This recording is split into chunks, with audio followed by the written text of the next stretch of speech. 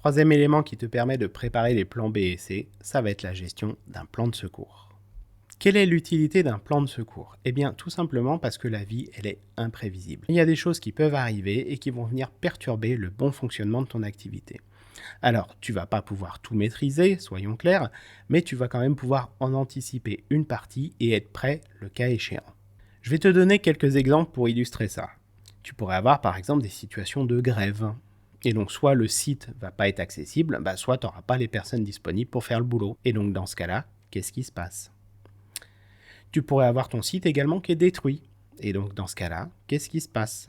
Tu pourrais avoir des coupures de courant prolongées. Et dans ce cas-là, qu'est-ce qui se passe?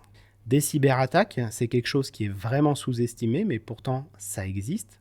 Et donc si ton système informatique est en panne, concrètement, qu'est-ce qui va se passer pour toi? En cas de pandémie, donc quand je parlais de ça à l'époque, tout le monde se marrait, maintenant j'imagine que ça rigole un peu moins. En cas de guerre, qu'est-ce qui va se passer? Et pour le coup, celle-là, j'espère vraiment qu'elle ne se réalise pas. Si jamais tes fournisseurs clés ils sont out, qu'est-ce qui va se passer? Et si ton équipe est décimée parce qu'elle est malade ou parce qu'elle a mangé des crevettes pas bonnes à la cantine, qu'est-ce qui va se passer? C'est autant de possibilités qui nécessitent du coup d'être prêt au travers d'un plan de secours. Et cette liste, elle est non exhaustive, crois-moi. Avant de te montrer d'ailleurs un exemple de plan de secours, je voudrais te partager une anecdote personnelle que moi j'ai vécue. À l'époque, je travaillais dans une banque, j'étais dans le centre de Paris, et l'agence dans laquelle j'étais, alors il y avait pas, tout n'était pas en réseau comme c'était maintenant, mais il y a un jour, il y a des gens qui ont fait des travaux publics et qui ont coupé un câble téléphonique qui était sous terre. Le petit problème, c'est que le service dans lequel j'étais s'occupait de faire des virements à l'étranger en utilisant le système Swift, et à l'époque, sans ce câble, on ne pouvait pas le faire. Petit problème, j'étais sur une des agences qui gérait les plus gros clients d'un point de vue entreprise, où les virements se chiffraient en millions, voire en milliards, dans des devises qui étaient autres que l'euro. Qui dit autre devise dit taux de change, et si on ne faisait pas les opérations le jour même, il pouvait y avoir des pertes extrêmement importantes pour l'entreprise. Heureusement, il y avait un plan de secours qui existait justement, qui consistait à aller sur une autre agence qui était en lien avec la nôtre et qui ne dépendait pas du même câble. Coup de bol. Sauf qu'au lieu d'avoir 10 personnes qui étaient présentes pour faire des virements, il n'y en avait plus qu'une seule qui pouvait le faire parce qu'il n'y avait qu'un seul poste informatique. Et il a fallu donc prioriser quelles allaient être les opérations qui allaient être traitées et celles qui ne pouvaient pas l'être. Et tout ça, pour que ça se passe de façon sereine, autant le prévoir.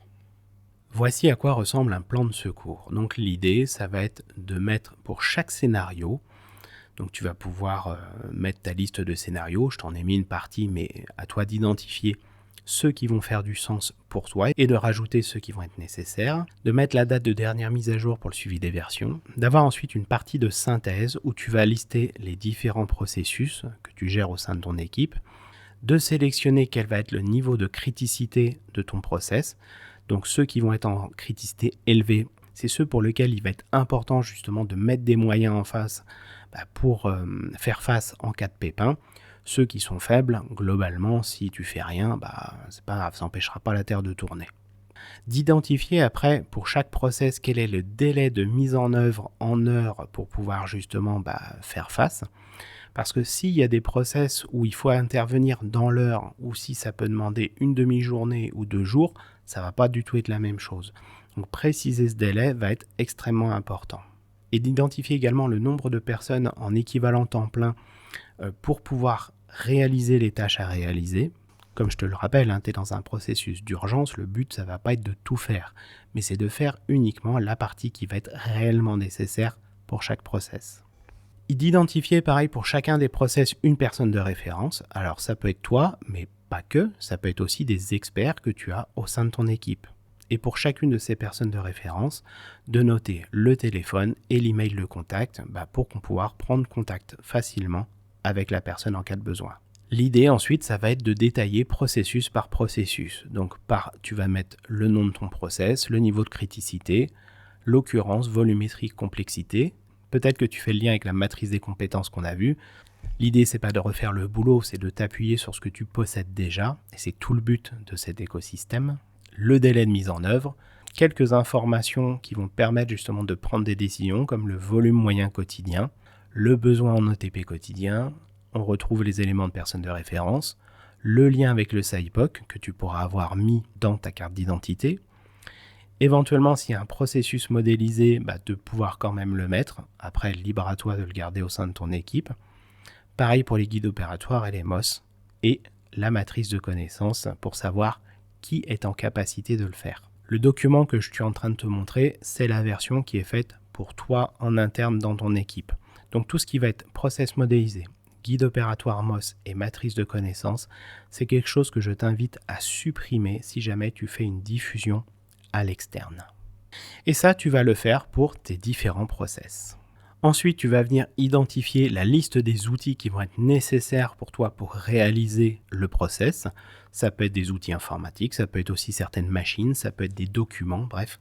À toi de lister tout ce qui va être nécessaire pour le faire. Et également de mettre une chronologie des différentes actions à mettre en œuvre pour pouvoir rétablir le processus. Si je te donne un exemple concret, imaginons qu'on parte d'un scénario où ton site est détruit. Eh bien, pour ton process numéro 1, quels vont être les outils qui vont être nécessaires? Ça peut être peut-être des listings, et si ces listings ils sont détruits, comment tu fais pour les récupérer? Si tu ne peux pas les récupérer, qu'est-ce qui se passe? Et également, quelles sont les actions à mettre en œuvre chronologique? La première action à faire, c'est peut-être d'envoyer un SMS à chaque membre de l'équipe pour que tout le monde bascule en télétravail. La deuxième étape, ça peut être d'organiser un visio avec les membres qui vont se connecter pour justement décider de la répartition de la charge, etc. etc. Lorsqu'il y a eu l'épidémie de Covid-19, il y a bon nombre d'entreprises qui n'étaient pas prêtes et qui du coup l'ont payé très cher.